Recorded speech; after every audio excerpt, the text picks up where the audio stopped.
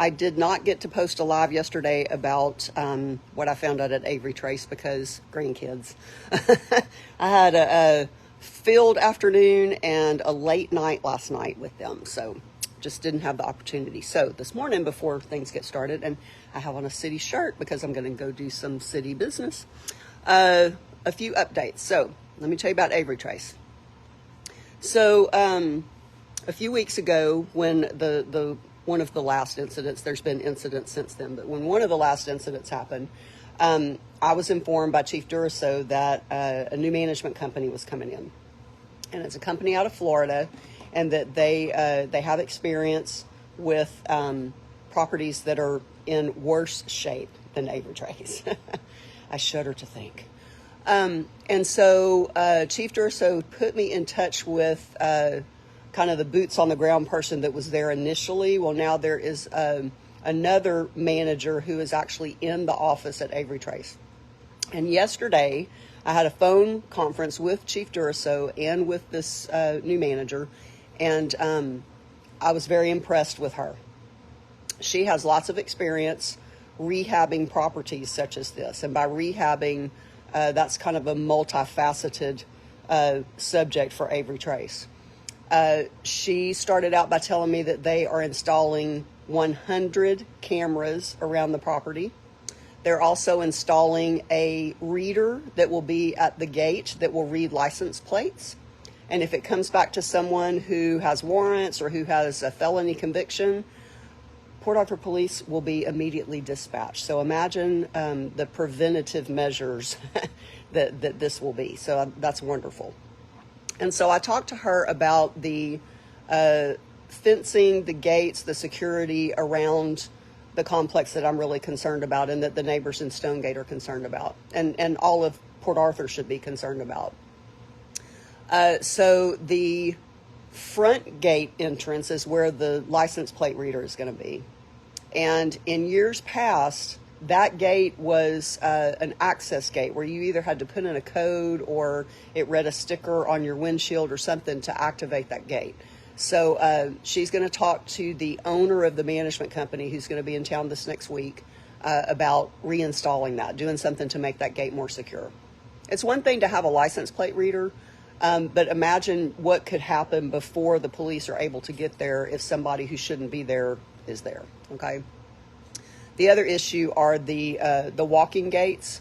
There's several gates around the perimeter. There's a wrought iron fence, and there's several gates that you can walk through. Well, those gates are open, and they need to be locked. They need to be closed. And then the gate for exiting the property, it's an automatic gate that when you drive up to it, it opens. Well, that feature is not working right now. That gate is always open. So that's another access point that people can get in. So she's going to talk to the owner of the management company about all of those issues. Then I also brought up the privacy fence, the wooden privacy fence that is on the north perimeter of the property that is right behind people that live on, it's either, I think it's Blackberry. So it backs up to residential area right there, the older part of Stonegate. And those people are extremely concerned about that because where the fence has been damaged and boards have been removed and there's, places that are open, people are literally walking into the backyards of residents right there. And that's a problem. So again, that's something she's going to have to talk to the owner of the management company about. But I'm going to stay on them about all of that. I have asked to be kind of kept in the loop next week because Chief Duraso is going to meet with the owner of the management company when he's in town next week. And I want to meet with them as well. So if it works out that I can do that, I've got some craziness in my schedule this week. And I might not be able to do it this time, but hopefully I can at least have a phone call with them. Anyway, other things that she is working on, and she being the manager, she told me about some of the other properties locally that she has helped to rehab. And I know based on the properties themselves that there has been some success at those places. And one of the things that they're going to be doing is working on evictions. And they've already got a number of evictions that are going to be filed to get people out of there that either they're behind on their rent, they're not following the rules, something has happened that warrants their eviction. So those cases are going to be filed with Justice of the Peace Joseph Guillory. And I'm not sure who the attorney is that represents the complex, but I'm going to find out so that I can kind of stay in the loop on that process as well. And if I'm available to go and maybe attend some of the eviction proceedings. Usually the respondents in those proceedings don't show up. Sometimes they do, but I've handled eviction proceedings for the last 30 years. And so that's typically what happens. They don't show up. But I still would like to visit with the attorney that represents the complex, the management company and all that, just to stay on top of it. So they're going to be evicting a bunch of people. They're going to be rehabbing, units that need to be, something needs to happen with them. I've been told by some residents that live there that there's, some units that have damage that they've been asking for months to get things done, and they're just not responding. So I'm really hopeful after talking to this new manager yesterday. I told her that I really appreciate her energy and her attitude about all of this. So hopefully we're going to get something done. So that's the news about Avery Trace. Now let's move on to what one of my friends has called Doneane Gate. My videos are public. This page is public. I don't have any kind of filters on it where, people can't see my videos. On my personal page, however, I have blocked and unfriended some people that, stuff was happening, and either I didn't want to see what they were doing, or I didn't want them to see what I'm doing on my personal page, because that's about me and my family and my grandkids and, work stuff and things like that, just anybody and everybody doesn't need to see. So, I have a lot of people out there that are kind of keeping me in the loop about what's being said and allegations that are being made against me and all that kind of stuff. So I'm going to address a couple of them. I've said this before, and I'm going to say it again. I did not hire Philip Klein. I probably haven't had any dealings with Philip Klein in, it's been quite a few years. And he and I got sideways on some stuff, and, he'll tell you that, we had some issues happen, and it had to do with, things in my legal career, cases that I was working on. But I haven't had any personal dealings with him in a long time. And I'm not going to spend money on this. I'm not going to spend my personal money to hire somebody to go follow somebody around. But that's an allegation that's out there, that I hired a private investigator to follow Tiffany Hamilton. Not true. Or her husband. Not true. No. And then I've also basically been told to stay in my lane. That's not the language that was used, but that's basically what's being communicated. And so let me tell you what that's about. There were some comments made by a particular council person that I should not be meeting privately with developers. Well, you know what? There's nothing wrong with that. There's nothing in the ordinances or the city charter or anything that says that I can't meet with whomever I want to on city business. As long as we don't have what's called a walking quorum, meaning that we have enough council members present to constitute a quorum, which would be a violation of the Open Meetings Act. No, I can meet with whoever I want to. And the reason that I met with the developer for Pleasure Island was, it was basically twofold. First of all of that started before I got on council. I remember seeing the story about it on the news. I remember seeing things about it on social media. And so I wasn't on council when all of that happened. So I wasn't involved in the process. The second thing was, the process itself had gotten bogged down, and I wanted to know why. And I brought it up in 3 different council meetings, and I never got a completely straight answer. It was the last answer that I got basically threw it back on the developer, that it's his fault that we're stuck. He was awarded the package. He did the RFQ that was accepted, and it was awarded to him. And now, you still have to negotiate the contract. The land has to be purchased. The details of the project have to be ironed out. There's agreements that are going to be made for certain tax incentives and things like that. Well, our city attorney put that back on him. And I felt like I wasn't getting clear answers to the very specific questions I was asking. So I asked to meet with him, and that meeting was set up, and I met with him, and I got straight answers. I have no reason to disbelieve him. He is an investor that is getting ready to invest about $25 million just on the first phase of this proposal. And he has no reason to not be truthful with me about the status of where it is. He wants to move forward. He's ready to drop that money here. He's ready to start phase one, but he can't get the negotiations off of dead center on a couple of things. And he described to me, what's been going back and forth between his legal team and with the city. He's had really good response from our city manager, but things are stuck in the city attorney's office. So there's no prohibition to me meeting with anybody that has anything to do with city business like that. So whatever. In fact, I'm doing it this morning. That's why I have on my little council shirt.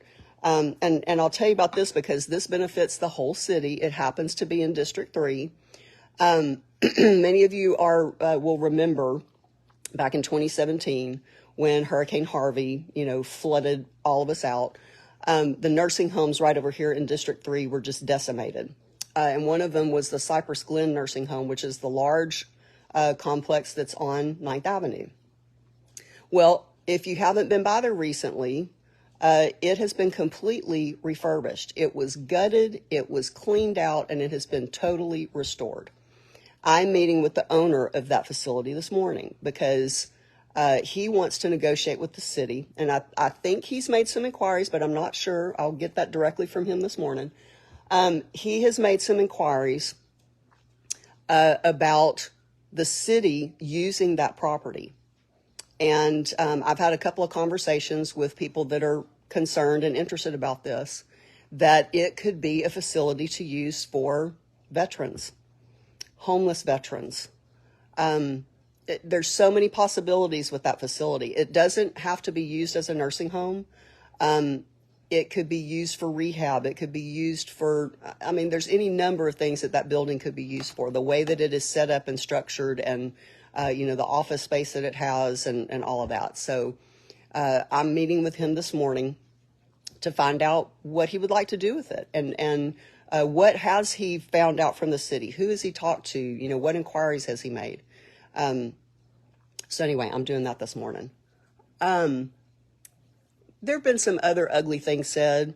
I'm being slammed for blowing this up on social media. Well, the thing is, this has been flying around, circulating since the campaign, that there were some concerns about whether or not she actually lived in the city of Port Arthur for a year before she filed. That was going on way back during the campaign. Lots of people knew about it. Lots of people talked about it. And so the people now that are saying that they didn't know anything about it, that they didn't hear about it, they're either just turning a deaf ear to it and a blind eye to it, or they're just lying about it because it's been going around for a while. And now, in District 2, there's a lot of people that are concerned and willing to do the necessary steps to make something happen. And that's a recall election. And I talked about that yesterday. And so, there's some ugly things being said about me, just like during the campaign. And I don't care. I do not care. Stuff like, these people that are playing Christian, blah, blah, blah. No, I want to see the truth come out. We are supposed to be serving the city. We're supposed to be transparent. When council members have cell phones that don't have their voicemail set up, so their constituents who call to tell them that they have not been able to flush their toilets for 48 hours because there is a water line break that has not been attended to, and they can't leave a voicemail, and then they leave a text, and then the text is not responded to. I don't get that. I don't get it. And as far as staying in my lane, I'm concerned about the whole city of Port Arthur. District 3, yeah, that's my lane. But there's a bunch of avenues off of District 3 that concern me. And if I get a call from somebody that's not in my district and they can't get in touch with or get response from their council person, then I'm gonna reach out and I'm gonna get them to the people that they need to get to. If their council person's not helping them, then I'm gonna get them in touch with the city services that they need to be in touch with. That's just me. I'm not just gonna sit here in my little bubble in District 3 and not help people in other districts when they reach out to me. That's just how it is. And I've told some people, you know, I can't come out there and take care of this for you, but I can get you to the people who can help if your council member is unreachable. So that's what I've told some people. That's really about it for the, you know, the scuttlebutt that's going on. And, you know, I felt like I had to say something on social media because it was already out there. So, I mean, it is what it is. It's out there. The elephant in the room has been discussed and it's not going away. I still don't know what the status is of the investigation. That's really out of my control.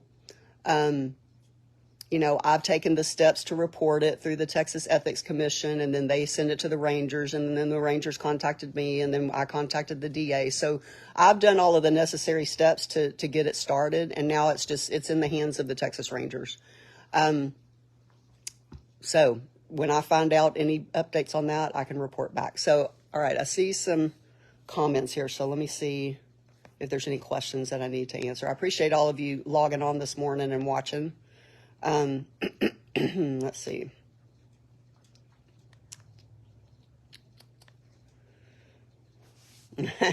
All right, here's somebody who says, for someone at the city of Port Arthur to say stay in your lane, that's comical. I kind of have to agree. You know, I'm just trying to be transparent. I'm trying to be a good council person. I'm a fixer. I'm a problem solver. When somebody brings me a problem, I'm going to try to help the best I can. All right, here's another comment. See, well, let's see.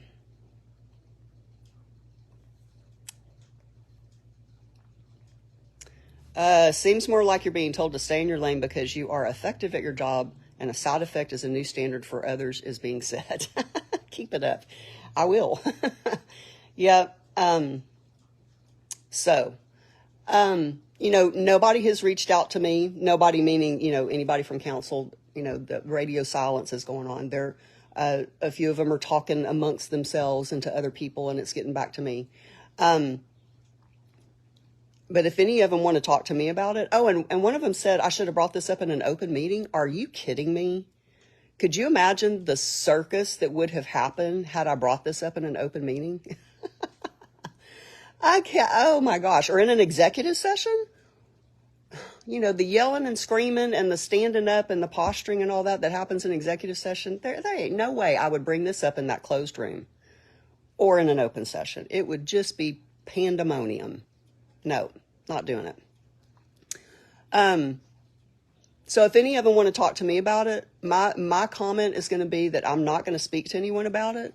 The only people that I'm going to talk to about it, other than informing the public and my constituents with public information that needs to be disseminated, the only people I'm talking to in this are law enforcement. I'll talk to the Rangers. I'll talk to the DA. I'm not talking to any individuals. I'm not talking to anybody on city council. I'm not going to, you know, ask questions. That's not my job anymore. Now it's up to law enforcement. They can ask the questions. So it's out of my hands. Thank you for helping all of Port Arthur. You're welcome. I'm just doing my job. Thank you for giving the voters of PA hope. Yep.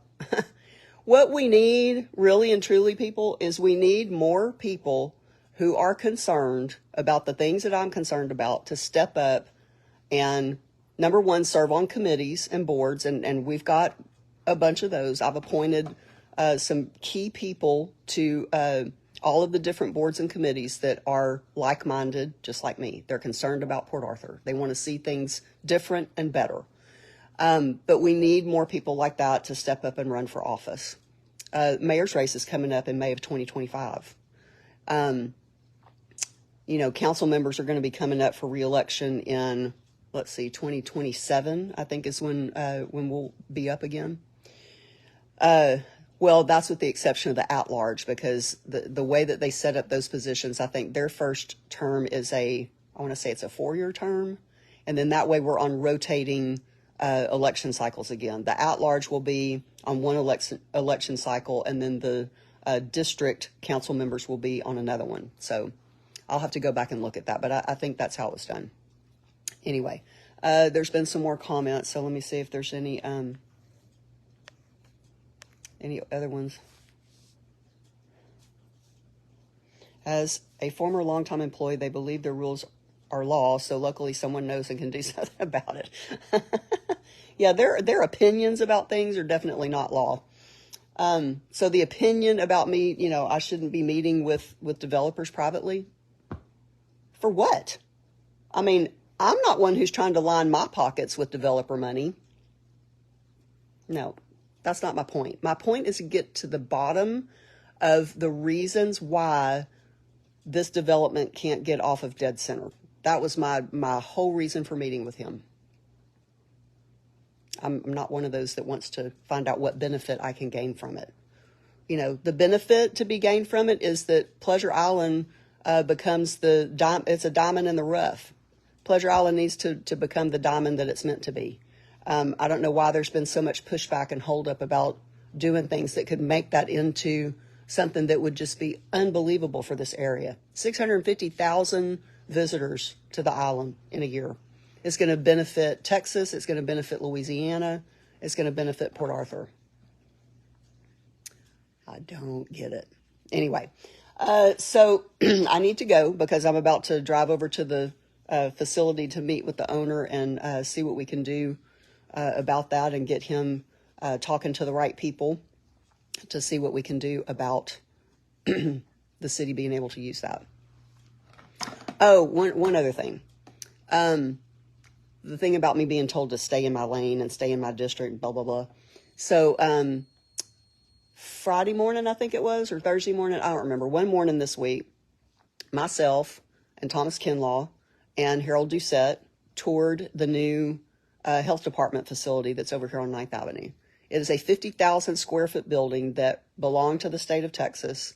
It housed the Department of Health and Human Services, the Department of Family and Protective Services, and that building has been vacant for quite some time.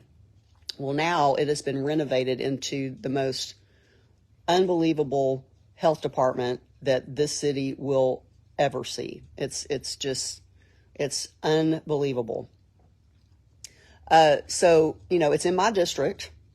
Thomas Kinlaw is at large, so he's at large all over the city. So, what happens in the city in any district is his business. It's not in Harold Doucette's district. He's in District 4. He's Port Acres. But he came and walked around it with us. It wasn't a walk-in quorum. We weren't violating the Open Meetings Act. But I had no qualms with Mr. Doucette being here and doing that. Just like he would probably have no qualms with me going over to a meeting about Eagles Park or anything going on in Port Acres. So that's... I take issue with being told to stay in my lane. Anyway, all right. So y'all have a great weekend. I'm going to be doing Nana duty again after I'm done with this meeting this morning. So I will probably not be on live anymore this weekend. And if anything pops up, maybe I'll just make some posts or comments, but I won't be doing a live. I am going to share this video in the Stonegate group so that they can hear the stuff about Avery Trace. So if any of you are in the Stonegate area, if you want to share this with your friends that live in Stonegate, that'd be great. All right. Thanks a bunch. Have a good weekend.